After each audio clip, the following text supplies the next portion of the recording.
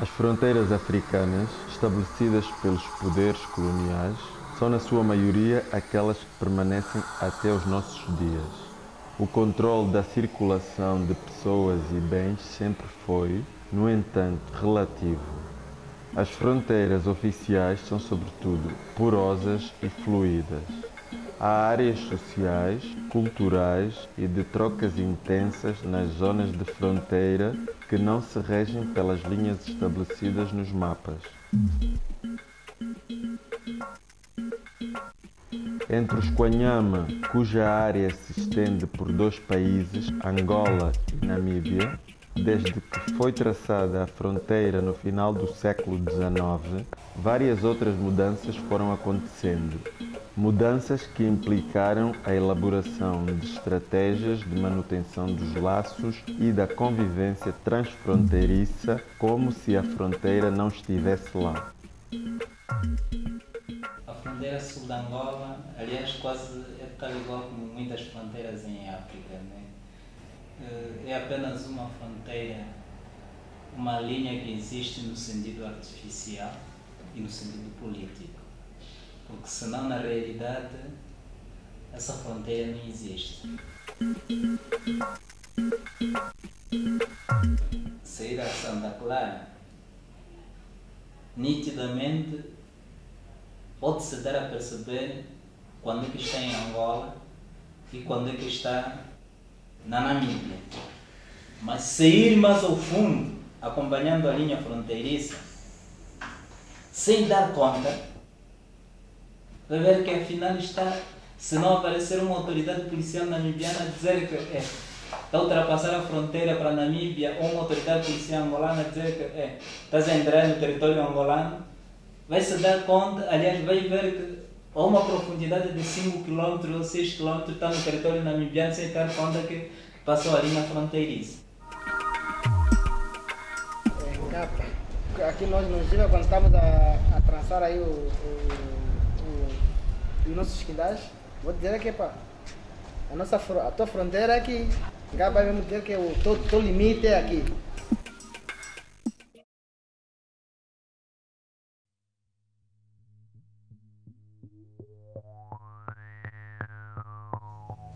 Aqui no sul da Angola e no norte da Namíbia existe um grupo etnolinguístico muito grande, que é o grupo aquele que em algumas obras alguns autores chamam de grupo Ambó.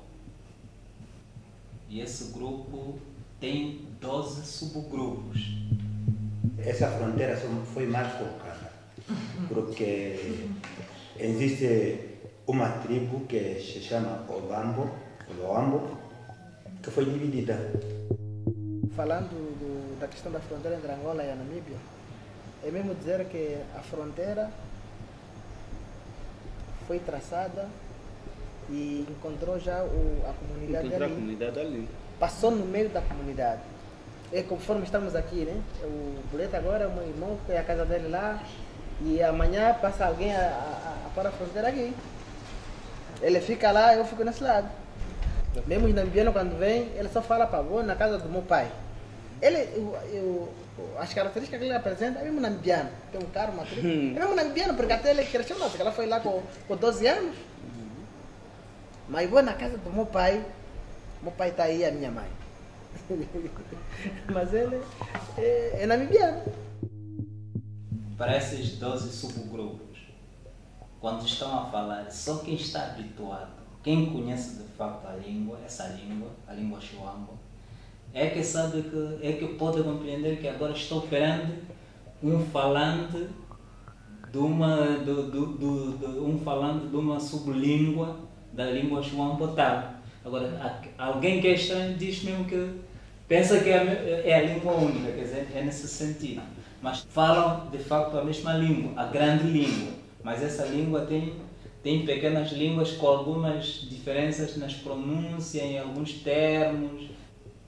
Essa é exatamente. O grande grupo etnolinguístico, o Xuambo, aqueles que chamam língua Ambó, que é o Xuambo, dos que se encontram em Angola, encontra-se o Ovaconyama, o Ovambaja, o Ovavale, o Ovacafima, o Ovaunda e o Ovaunda. São 6. A minha mãe, né? Para se ter agora estamos a entrar. A minha mãe é gêmea, são gêmeas. Minha mãe é outra vive aqui, outra vive lá. Então tem que visitar outra.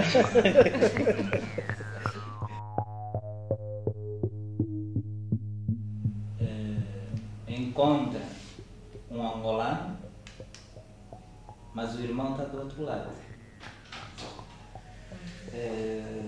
Em alguns casos, um angolano tem mais um vizinho próximo do lado da Namíbia do que do lado da Angola. Então, se precisar de água, a criança precisar de água para beber, é mais fácil receber água do vizinho namibiano do que do vizinho angolano. Quer dizer, e então por isso é que dizia mesmo que essa fronteira é uma fronteira artificial, é uma fronteira política, porque de facto dia a dia não existe, porque há sempre esse contato permanente entre angolanos e namibianos.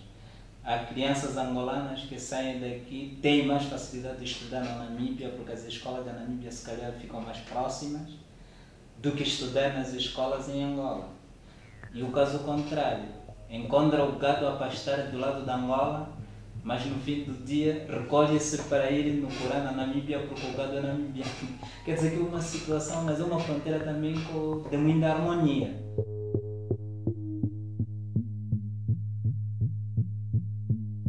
Então, numa linguagem só, é que a fronteira dividiu essa etnia. Se formos a ver o rei Mandume, que é o nosso rei que está aí no Iole, a 10 quilômetros, onde está sepultado, ele predomina aquilo toda a parte norte da Namíbia. Você encontra o pai aqui, o filho está aí, o tio está ali, o filho está aqui. Assim. Para essas populações que vivem ao longo da fronteira, os dois governos estabeleceram determinados critérios. Quais são? Entregar cartões passes das populações que vivem até uma distância de 40 km agora. E existem cartões de residentes ao longo da fronteira. Quer dizer que ele mesmo não tendo o passe, como ele tem o cartão que ele identifica que ele vive naquela margem, mesmo sem passaporte, sem passe, e aliás porque também são conhecidas as autoridades policiais que estão lá diariamente, convivem com ele diariamente, conhecem logo de que esta é uma das pessoas que vivem ao longo da margem da fronteira. Agora, por exemplo, para as pessoas que vivem a uma distância até de 40 km, então existem passes de travessia.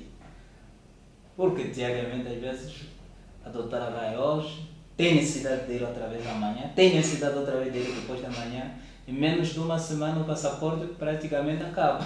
Então, para não acabar, se adotar esse sistema de passes. Mas o problema, efetivamente, tem que haver sempre um controle para se saber quando é que está se esperando um angolano, quando é que está se esperando um namibiano, para não se permitir, porque onde há fronteira há jogo de interesse, sobretudo econômico. A demora aí da fronteira, nos últimos anos, quando também aqui a economia subiu, os empresários apareceram, as pessoas vêm mesmo de Luanda diretamente para aqui, mas o objetivo é ir na Namíbia.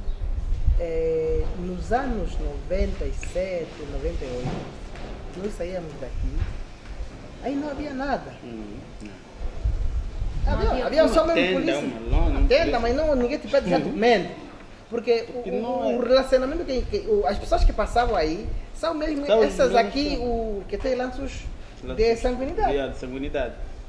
Não havia, porque a pessoa sai do Lubango para ir buscar mercadoria. Havia guerra. Agora, quando já aumentou o número de travessia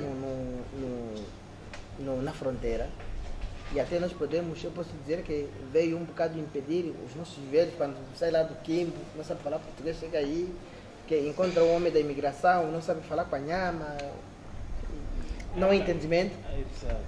Fala, não. Isso é muito importante. Você é namibiano, não sei o que.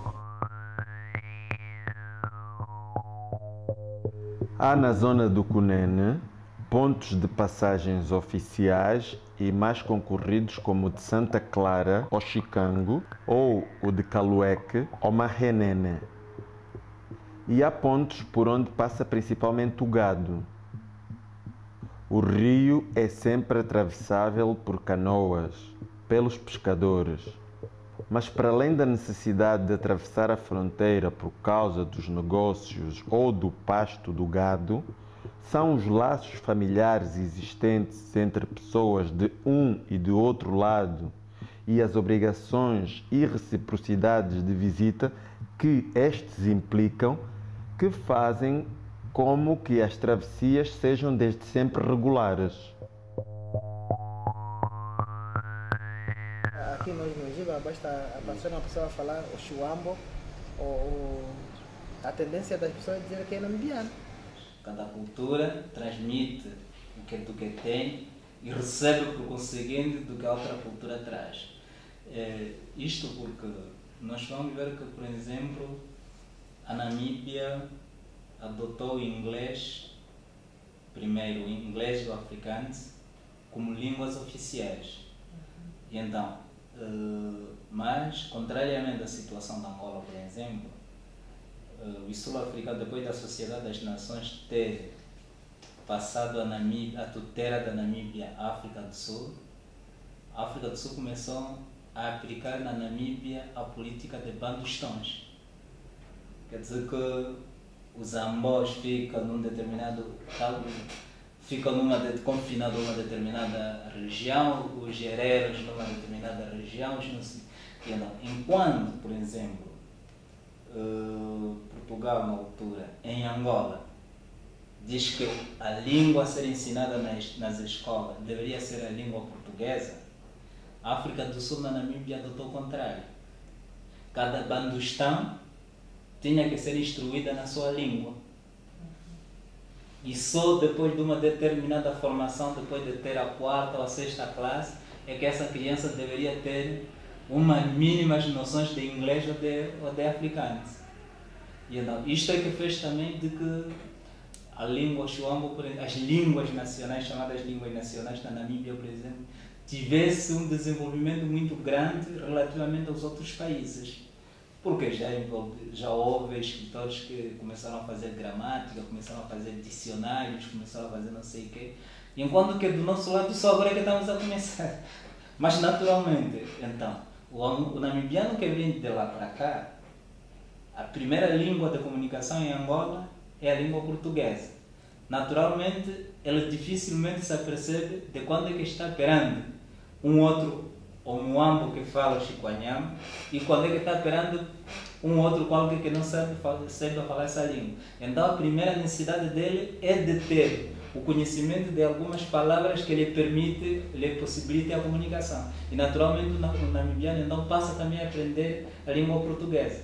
E é o caso também do angolano quando vem do outro lado. A primeira coisa a saber é para procurar aprender aquelas primeiras palavras em inglês ou em afrikaans para poder comunicar com uma outra pessoa desconhecida daquele lado, porque não sabe efetivamente a pessoa de que língua, de que etnia é que é. O inglês, sim, muitos aprenderam já inglês porque houve uns que tiveram sorte, quando a guerra começou, aquilo foi, a província toda foi ocupada. Então, uns tinham que estar, principalmente os mais velhos já não conseguiam fugir. A juventude tinha que deslocar ou para o norte ou para o sul. É por isso que temos aquilo que o padre estava a dizer. Uns vão para a Namíbia e outros vão para quê? Aqueles que tiveram sorte de fugir, muito crianças, esses ainda tiveram sorte de estudar e esses aprenderam inglês lá. Então falam inglês, há uns que até falam afrikaans e foram integrados. Há uns que foram já adultos, por exemplo, a pessoa quando foge com essa idade já não dá tempo muito de aprender o inglês. Aqui nos tempos mesmo agora, né? Os nossos hospitais, os hospitais namibianos são sempre superiores aos nossos. A pessoa que sai daqui com a ambulância para ser evacuada, o paciente sai evacuado daqui para a Namíbia. Agora, os nossos velhos também, como já tinha aquele hábito da Namíbia, que na Namíbia o tratamento é o outro, depois ele encontra a pessoa que fala diretamente a língua materna, está a lhe tratar, está a conversar, E eu controlo tudo o que aconteceu aqui, né? Aqui está aqui, mas às vezes o enfermeiro, o médico é chinês, veio de Benguela não sabe falar Panhama. Então o paciente não se sente à vontade como se estivesse no Enguela ou no... Não dá, não tem. Eles são muito mais tratados daquele lado do que deste lado. É um ponto que falamos desse muito bem, que a afluência de que agora, se formos a ver as fronteiras da Angola, essa é a mais concorrida, né? Mais procurada. Agora vamos só pensar, por exemplo, em voos da tarde. Só operam 4 ou 5 voos diariamente, devido ao fluxo e à procura da fronteira. Então isso veio, de certa maneira, também usurpar o direito do próprio cidadão do Cunene, que há muito tempo tinha livre acesso. Tá? Então agora que o fluxo é grande, todo o país, quase ir para lá é muita gente, portanto chega a ser penalizado até o pacato cidadão que só ia comprar sal e açúcar. Agora as limitações todas têm que passar por aquele procedimentos. E eles dizem mesmo que nós não é assim que nós vivemos. Então já não queria talvez sei lá, desvirtuar a linguagem, que afinal a independência que se fala é isso aqui, nós quando porque os velhos também só metem na mente, nós lutamos para vivermos bem. Então como é que eu estou a vir com um saquinho de batata e estou a me travar que eu tenho que pagar a alfândega? E o que também por um lado origina isso? Você está a levar um saquinho de batata, tens que ir lá pagar a alfândega. Os grandes empresários, às vezes, o senhor Buleta que poderá explicar isso melhor, que veio de Benguela para encher um caminhão, ele instrui a senhora, compra a mercadoria, mete lá dentro da Namíbia, e a senhora fica assim, saquinho por saquinho, até quando encher o caminhão aqui, e ele já não paga a alfândega. Agora, mesmo você que não está nessa rede, só foste lá visitar alguém, compraste a tua grade de cerveja, um saquinho de batata, quando chegar aqui na alfândega, e te trava já que você também vai encher um caminhão.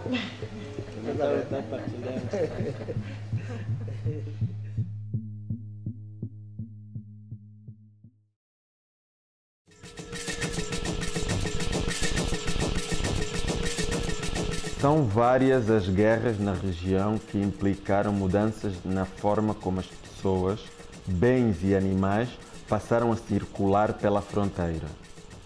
As batalhas para a conquista do Cunene, que só aconteceu em 1917, a guerra de independência da Namíbia, que fez com que muitos dos combatentes da SWAPO e da África do Sul, que os perseguia, entrassem e se baseassem em território angolano e que, neste lado da fronteira, travassem batalhas, a Guerra Civil Angolana. Durante a guerra, a fase dos conflitos, evidentemente que a situação tinha mesmo que ser uma situação mais rígida devido à própria condição e o próprio momento. Que, por exemplo, cá estava um Estado independente, do lado da Angola, e do outro lado estava um Estado colonial que não comungava os mesmos objetivos e os mesmos interesses. Ali havia jogos de interesses. Naturalmente, o apartheid, o regime da África do Sul implantado na Namíbia tinha que criar um sistema de controle da fronteira tão rígido porque toda a penetração era um elemento de desconfiança. Por causa da SWAPO em Angola, etc, etc. Quer dizer que no tempo da guerra, isto, e também do nosso lado, qualquer um que aparecesse, não se sabia quando é que está se esperando uma espionagem, quando é que estava se esperando efetivamente alguém que veio visitar, vem visitar os familiares. Mas neste momento já essa situação já não existe. Nós fomos empurrados para a Castanheira, ou na província da Huila, onde estavam os refugiados daqui de Cunene. E o pai escolhia os outros para irem para a Namíbia. E se ele não fizesse isso, o Mica levava todos. E eles era já inimigos da Unica. Uns vão para a Castanheira, outros vão para a Namíbia, porque naquele estava na Namíbia, naquela altura, a SWAPO que estava a lutar para a independência da Namíbia. Sabia mesmo que tarde ou cedo a SWAPO poderá tomar o poder lá na Namíbia. nós no Conhama temos um ditado, que os filhos da mesma mãe não podem ficar só num arbusto. Num arbusto. Na mesma Num esconderijo. Uns têm que ir assim, outro assim, porque ninguém sabe quais são os que serão dizimados.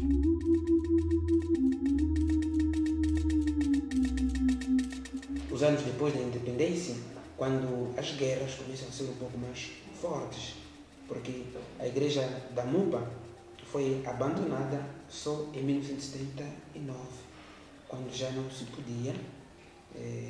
O último missionário, juntamente com religiosas do Santíssimo Salvador, abandonaram definitivamente a missão até estes novos tempos da paz. Estamos a falar as primeiras vindas para aqui, praticamente, 2005. Esses anos, desde 95 que o padre está a fazer, por exemplo, até 2002, não dava mesmo, era risco de vida para ficar aqui. Era ainda seguro. Então era preciso saber como é o que está a se passar aí, a situação militar, como é que está, não há sinal de ninguém, nem de fulano, etc. E depois, o missionário veio reza, mas não pode passar a noite aqui.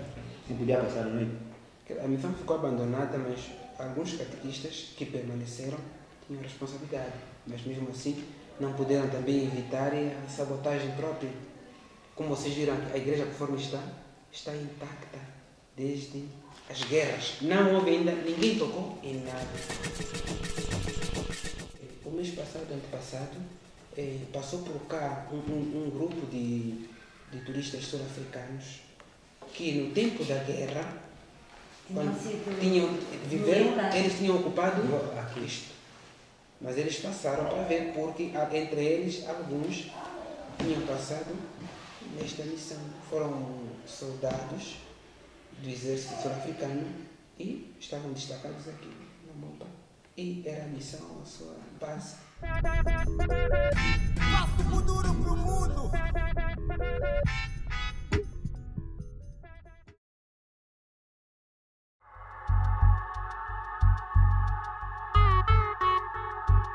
Nestes tempos de paz, mais uma vez as populações da área da fronteira recomeçam a reconstruir as suas vidas, as suas rotas, as suas formas de manter a ligação entre si, entre aqueles que estão próximos uns dos outros diariamente e há muitos anos.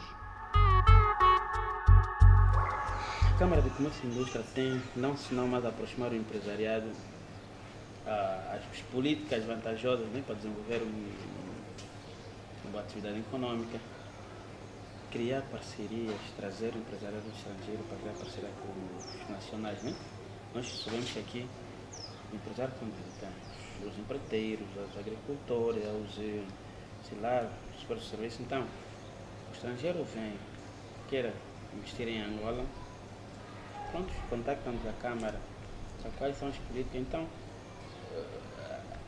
como muita gente sabe que não é tão, por enquanto, fácil o empresariado estrangeiro vir e se implantar, às vezes pauta pelaquela política de parcerias. Uma ONG que manifesta a sua necessidade ou interesse de se implantar no CUNEN, independentemente de vir da Namíbia, da África do Sul ou de uma outra região, desde que cumpra com o que está estatuído, logo é aceito. E também pode-se dar, evidentemente, o caso em que a ONG se implanta aqui e vê que, para além das suas intenções aqui em Angola, por exemplo, pode atuar do outro lado da Namíbia. Desde também que cumpra com o que está instituído para a Namíbia, também não há problema. Há empresas que, por exemplo, empresas de direito namibianas que prestam serviços em Angola, há empresários angolanos que às vezes também prestam serviços do lado da Namíbia. Quer dizer que nessas questões é o contato entre os dois povos que efetivamente leva as empresas e as ONGs a criar também e descobrir seus interesses nos dois países. Uma ONG fica interessada para trabalhar, aliás, para resolver um problema de âmbito social numa determinada comunidade ao longo da fronteira.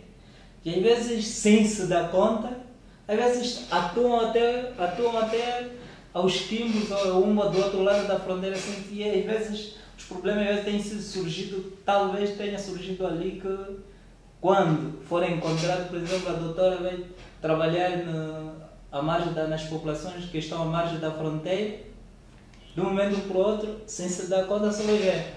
Daqui a 100 metros é mais uma outra casa. Mas afinal, essa casa é onde passa a linha de fronteira.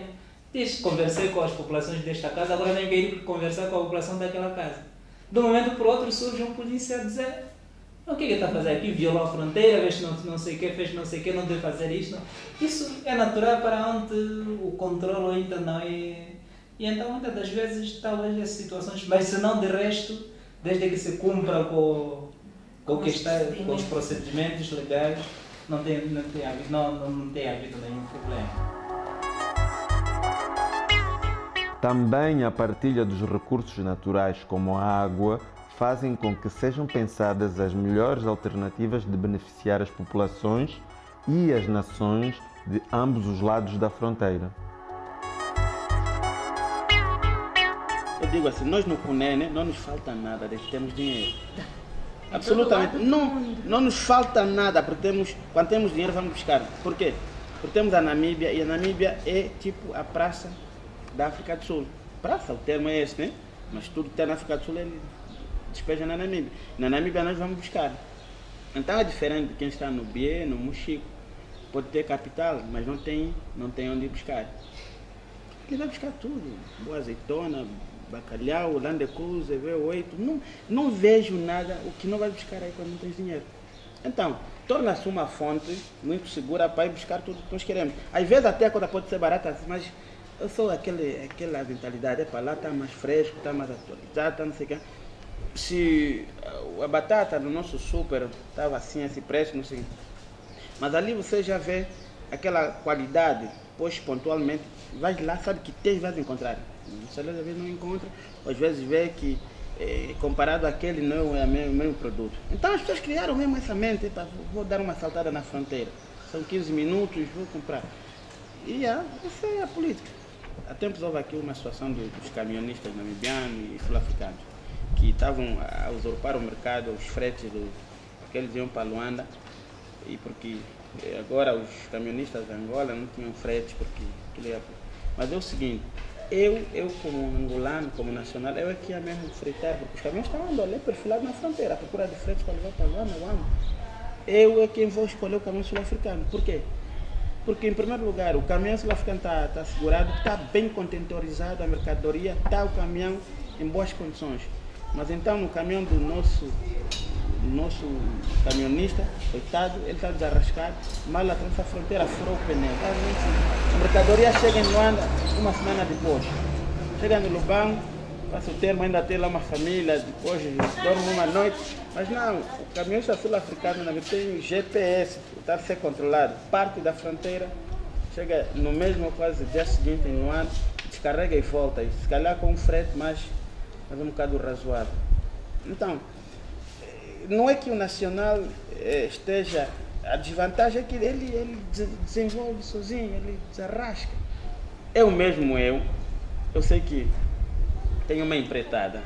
Sei que em vez de entregar numa pessoa que é competente, vou entregar no calor, mas vou me afundar a mim porque eu estou aí na e meu amigo, mas não tem condições. Vocês estão a ver isso? Aqui nós no Cunene, a fronteira aconteceu mais tarde. Passou mesmo no meio da família. E aquela altura eu estava a dar o exemplo da minha irmã que foi na Namíbia em 82. Foi para lá, nós fomos para aqui, devido à guerra, fomos para a Uida e os outros foram para a Namíbia. Fomos nos reencontrarmos mais tarde. E agora, as pessoas que não conhecem, que não dominam essa política, como é que isso ocorreu, quando vê uma pessoa agora vir para a Namíbia, fala que é namibiano. Exato, que o Calvo está falando. Mas não é namibiano. Nós temos aqui ministros namibianos, mas são daí. Aquela altura, nos anos idos, aqui no sul da Angola, primeiros setores que apareceram a empregar e dar salário aos cidadãos era na Namíbia. Porque a Namíbia da África do Sul já tinha um desenvolvimento muito diferente dos portugueses aqui em Angola. Os nossos pais aqui no Cunene saíram daqui para ir trabalhar na Namíbia, nas minas, na Namíbia, África do Sul.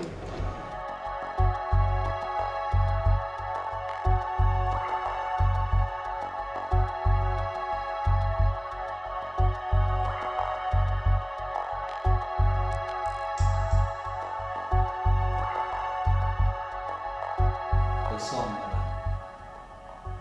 E o meu irmão nasceu em Angola, mas, por exemplo, desde 1975, que foi para o outro lado da fronteira, se implantou lá, está mais de 20 anos, mais de 30 anos, logo ele é namibiano. E então, e nós sempre temos relações. Há cerimônias tradicionais que são respeitadas. Por exemplo, imagina, eu tenho uma filha, já atingiu uma idade para fazer a festa de puberdade, cerimônia de passagem. Os familiares todos têm que participar.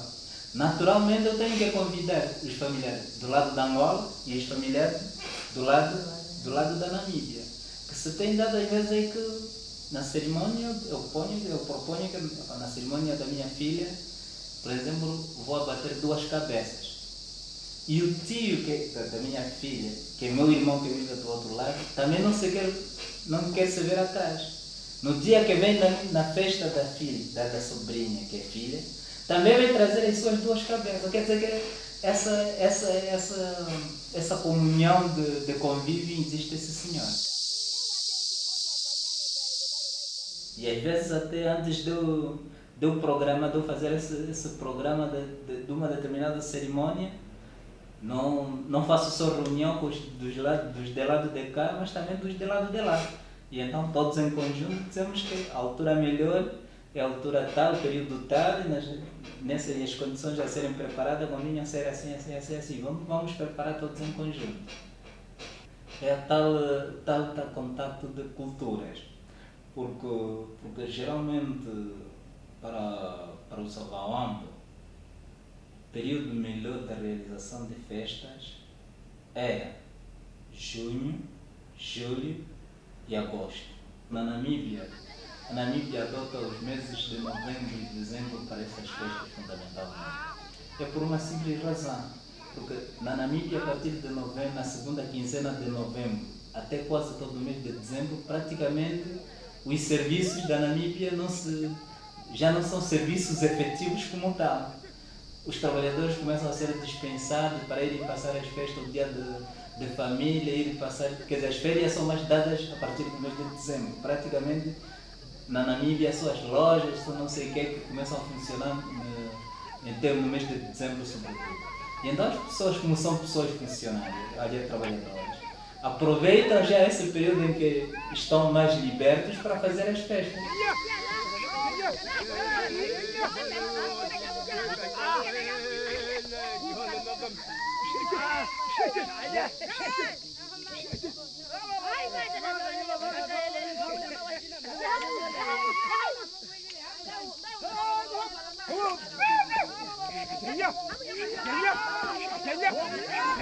Lembro, o senhor Bolete falou há bocado que a irmã da mãe vive na Namíbia.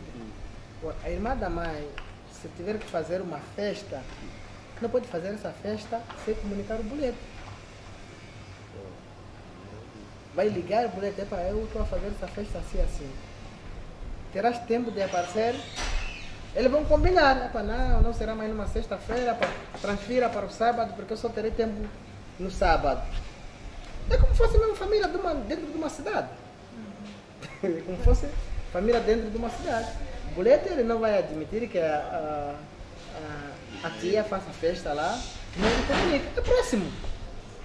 É só porque a estrada já tem aí alguns buracos, é mais ou menos uns 20 minutos, está aí lá. Entra, vai na casa da tia, da mãe, claro, volta, vai buscar aqui alguns produtos, ou algum pessoal que também tem aqui na festa, Você até falou mesmo aquilo. Parece não sei se é intuição, ok? Nós, por exemplo, temos uma festa mesmo da irmã da minha mãe, que nós classificamos a ter irmã, em novembro. E praticamente eu que sou o líder. Epa, você não sei o que, levar toda a família, matar o gado, aquela cabeça que é tradicional, o cutoma. Yeah. E eu já falei, pá, estamos a coordenar, já vir, não sei o que é isso. Temos de festas, então não se pode passar de lado. É um ritual que esse povo respeita muito. Por exemplo, no mês de junho, julho, realiza-se a festa do boi. Que os angolanos, independentemente de ser ali os namibianos e os angolanos, essa festa do boi, há namibianos que trazem o seu gado para participar nessa festa do boi organizado por um angolano. E há angolanos que levam o seu gado para participar na festa de boi organizado por um namibiano, independentemente de ser familiar ou não. Quer dizer que é uma forma de preservação. E às vezes também há contacto na chamada de atenção de preservação de determinados hábitos e costumes de todo um grupo, e também a chamada de atenção de se fazer alguns reparos, de não se perseguir com aquilo que já não se pode adaptar à realidade atual. Porque nem todo costume, efetivamente, hoje em dia, tem aspectos, há alguns costumes que têm aspectos negativos. E então, às vezes, as entidades, as autoridades tradicionais, quer do outro lado, se encontram e dizem: ao invés de a gente continuar a preservar isto nas sociedades atuais já não tem razão de ser. Ao invés disso, devemos adaptar para estas condições assim, assim, assim. Eu me refiro, por exemplo, na questão da herança. Na questão da herança, porque, por exemplo, para um Omoambo, já isso é ancestral, era que quem deve me herdar só tinha que ser o sobrinho uterino, filho da minha irmã. É que tem direito à minha herança. Mas na realidade, hoje em dia, isso não se pode aplicar. Por exemplo, posso ter 1000 cabeças. Quem sofre?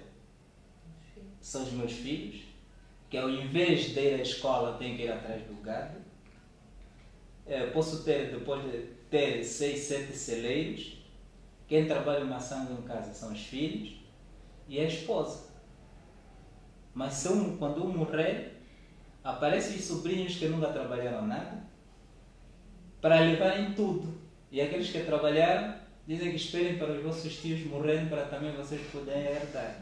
Então quer dizer que as autoridades tradicionais de um e do outro lado têm sempre negociado em como ultrapassar-se essa questão que na atualidade já não se justifica.